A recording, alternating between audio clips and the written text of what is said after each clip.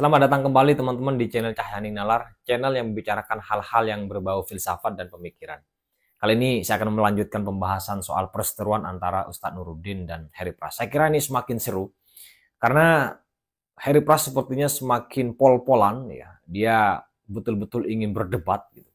Sementara itu Ustadz Nuruddin tampak seperti menurunkan tensi walaupun dia memberikan jawaban-jawaban yang sifatnya sindiran dan membahas secara umum sepertinya di video-videonya. Yang terbaru adalah yang menarik adalah menyeret-nyeret soal Syiah gitu kan. Ini tidak terlepas dari pembahasan Ustadz Nuruddin yang menyinggung soal Syiah, lalu kemudian oleh Harry Pras dianggap pendukung Syiah gitu kan. Nah, ini menarik gitu kan. Bagi Harry Pras ya Syiah itu yang nggak ada obat ya, sesat gitu kan. Ini bukan Harry Pras ya, kalangan Wahabi kira-kira menyebut begitu.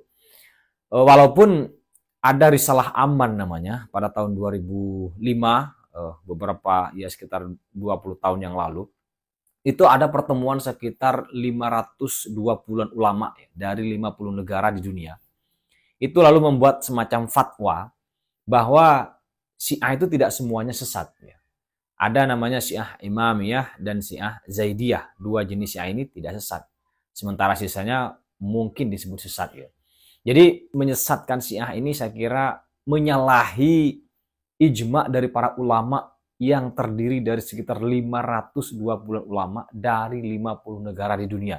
Ini membuat semacam putusan begitu. Termasuk dari Indonesia ada. Kalau nggak salah waktu itu diwakil oleh Kiai Haji Hasyim Muzadi kalau tidak salah ya. Nanti bisa teman-teman cek gitu. Saya sudah siap. Putusan ini sebetulnya boleh kita sebut ya tidak semua ya. Tidak semua Syiah itu boleh kita sebut sesat ya. Alasan mereka kalau setelah saya baca adalah karena ada beberapa yang juga dibaca oleh Syiah ya. Periwayat, terutama periwayat hadis misalnya, itu juga dipakai di kalangan ahlu sunnah, misalnya Imam Ja'far Shadiq misalnya. Itu juga hadis-hadis yang diriwayatkan oleh Imam Ja'far Shadiq itu juga dikaji, juga diterima oleh kalangan ahlu sunnah ya, kalangan Asy'ariyah. Tetapi rupanya oleh Harry Pras ya dan kawan-kawan ya, Salafi dan kawan-kawan itu nggak ada obat ya, itu dianggap sebagai kesesatan yang murni gitu. Saya sudah siap. Nah, memang dalam beberapa kajian terakhir disebut-sebut ya Salafi Wahabi ini yang sudah dimodifikasi oleh kepentingan tertentu itu disebut sebagai Neo Khawarij ya. Khawarij ini kita tahu yang paling kejam orangnya bernama Abdurrahman bin Muljam yang membunuh Sayyidina Ali gitu kan. Karena ya bagi Muljam ini Sayyidina Ali sudah dianggap tidak mematuhi secara literal ketentuan-ketentuan Tuhan yang ada di dalam kitab suci. Itu terjadi setelah adanya perang Siffin ya, yang sangat dahsyat, sangat historis banget ya di dalam sejarah peradaban Islam. Nah, jadi bayangkan ini Sayyidina Ali, sahabat Nabi yang menemani Nabi, bahkan dalam suatu riwayat dikisahkan ya, ketika Nabi dikepung gitu oleh para orang kafir gitu. Ya Sayyidina Ali yang menggantikan Nabi ya, lalu kemudian Nabi pergi bersama Abu Bakar gitu kan. Itu dianggap kafir, teman-teman. Itu kemudian bahkan mohon maaf ya, sadis sekali ya, dia dibunuh juga gitu. Ini menurut saya luar biasa ini penyesatan-penyesatan kayak gini ya. Neo Khawarij ini luar biasa dalam hal mengkafirkan orang. Tetapi saya tidak tahu apakah sedahsyat itu juga nih Harry Pras gitu di dalam menghukumi kesesatan orang sesama muslim gitu kan. Bahkan apakah sampai sedahsyat Sayyidina Ali juga dikafirkan, apakah sampai sedahsyat itu? Saya kira wah ini ya tidak ada bedanya dengan sebagian kalangan Syiah juga yang misalnya menyesatkan sahabat yang lain. Kalau bisa sampai di level itu, waduh, ini gawat kita ini ya, kaum takfiri ini. Makanya itu dalam ini juga ada muktamar para ulama sedunia juga, ini sekitar tahun 2015-an kalau tidak salah di Chechnya.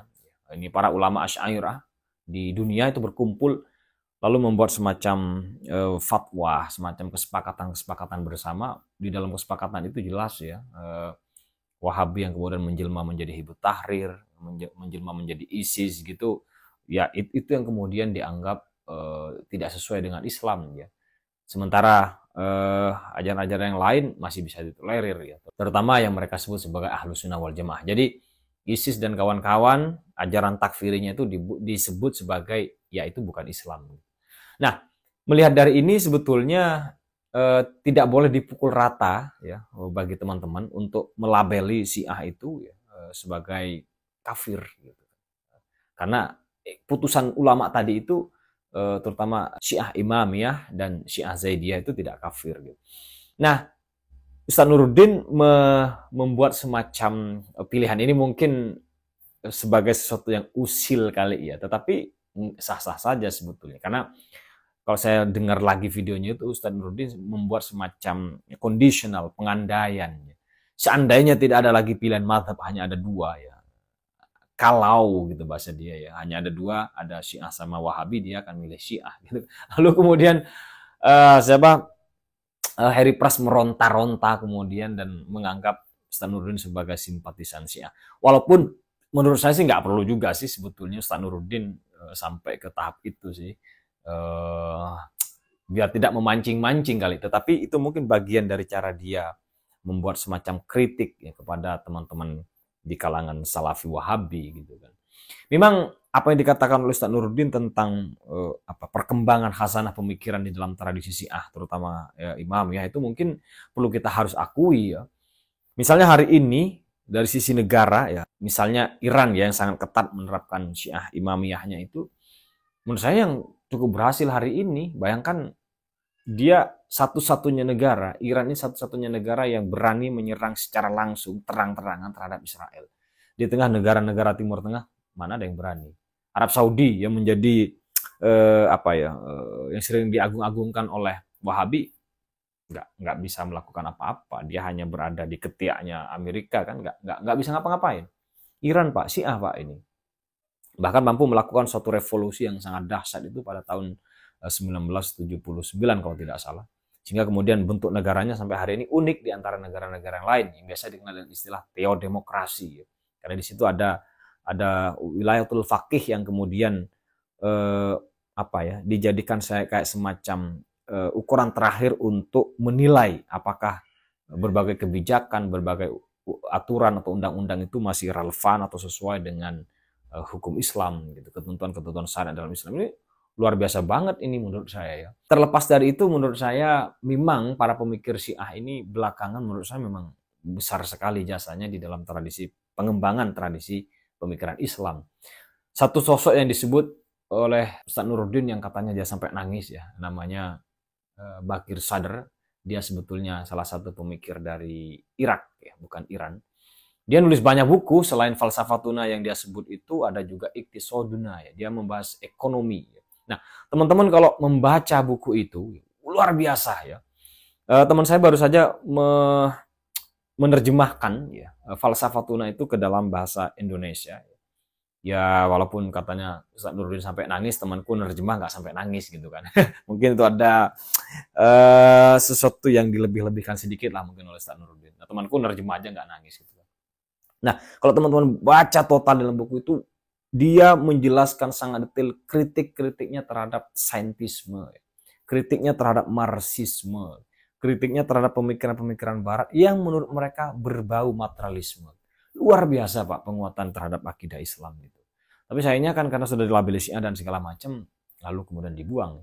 Iqtisoduna, kalau teman-teman membaca Das Kapital ya, karyanya Karl Marx yang sangat terkenal itu, saya kira ini Iqtisoduna ya, ekonomi kita ini menjadi salah satu tandingan yang perlu kita baca sehari-hari.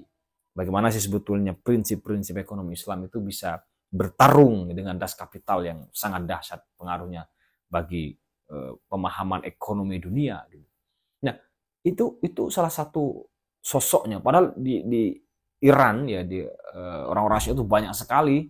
Kalau kita baca yang disebut itu ada Taqi Misbahyasdi, ada Murtada Mutahhari, dan seterusnya ya, yang hari ini kontribusinya terhadap pemikiran Islam ya, di tengah berkembangnya pemikiran Barat itu juga berimbang gitu. Itu juga memberikan warna. Ya kalau tanya Wahabi mana, ya nggak ada Pak. Yang sudah mau berpikir aja sudah nggak boleh gitu kan ya, kan repot gitu kan. Nah itu menurut saya pada konteks ini menurut saya Harry Pras ini harus belajar. Jangankan hanya pada Syiah ya, yang masih dalam kategori sesama Muslim. Pada iblis pun kita harus belajar sebetulnya. Pada setan kita harus belajar. Kenapa? Agar ada keseimbangan informasi.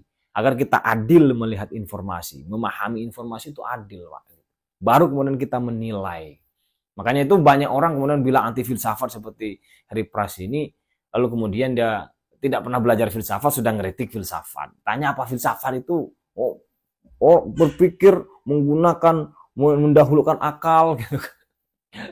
Enggak juga, Pak. Makanya baca filsafat Islam, baca Ibnu Sina, baca Al-Farabi, baca Al-Ghazali, baca Ibnu Rus, ya, baca Ibnu Khaldun. Banyak sekali pemikir-pemikir Islam itu enggak seperti yang dituduhkan oleh Harry Pras, enggak juga gitu kan. Nah, sayangnya di kalangan kita tidak seperti itu. Makanya saya sendiri Falsafatuna itu membaca beberapa kali. Episoduna sudah membaca. Bahkan buku-buku Wahabi saya membaca kemarin itu, yang kitab Tauhid itu saya juga baca. Buku Asy'ariyah, bukunya Imam Asy'ari, bukunya Al-Maturidi juga sudah saya baca. Itu apa? Ada keseimbangan informasi, Pak. Baru kemudian kita menilai, baru kemudian kita menjustifikasi gitu loh. Nah, itu baru adil sejak dalam pikiran. Jadi kali ini memang saya ingin mengomentari Harry Pras gitu kan, di tengah niatnya hasratnya menggebu-gebu untuk berdebat gitu kan. Menurut saya harus dibikin kayak gitu, jangan hanya hasratnya saja yang tinggi, tetapi pengayaan intelektualitasnya, pengayaan informasinya harus kaya nih Harry Pras ini. Biar nanti ketika berdebat dengan Ustaz Nuruddin, ya betul tarung gitu kan, tidak sekedar wah nanti malah keok gitu kan. Nah, itu menurut saya yang perlu diperhatikan, perlu menjadi catatan oleh Harry Pras. Nah, beberapa teman-teman kali ini memang masih simpang siur ya, apakah perdebatan ini harus diteruskan atau dihentikan. Sebagian memang masih menilai hentikan saja, disebut nggak ada manfaatnya. Sebagian teruskan saja biar terbuka, biar sama-sama tahu bagaimana sih perdebatan dalam akidah Islam itu, dan biar tahu juga nih siapa sih sebenarnya yang lebih kuat ya. Bahkan ada yang minta taruhan tutup channel, yang kalah tutup channel, yang menang teruskan channel gitu kan. Ya terserah formatnya seperti apa. Tapi menurut saya setuju ketika perdebatan antara Harry Pras dan Ustaz Nuruddin ini diteruskan, dilanjutkan. Karena itu akan menjadi suatu edukasi, satu tontonan yang sangat menarik di tengah, ya kita tahulah ya, media sosial kita begitu riweh, begitu kocar-kacir dengan informasi yang tidak jelas, informasi hoax dan segala macam, informasi politik yang menjijikkan. Maka saya kira tontonan perdebatan akidah ini yang sama-sama ikhlas ingin mencari suatu pengetahuan disertai dengan argumentasi yang mapan, saya kira akan menjadi tontonan alternatif yang sangat menarik, yang sangat edukatif bagi kita. Dan kita nggak boleh justifikasi sebelum kita menonton dengan benar, sebelum kita tahu hasilnya. Jadi jangan belum apa-apa sudah mendowngrade orang. Jangan begitu, Pak. Kalian ini kalau kalian menyebut diri Muslim ya pelajari dulu, pahami dulu, baru kemudian nanti Anda bisa menilai gitu. Itu menurut saya yang bisa saya sampaikan dalam kesempatan kali ini.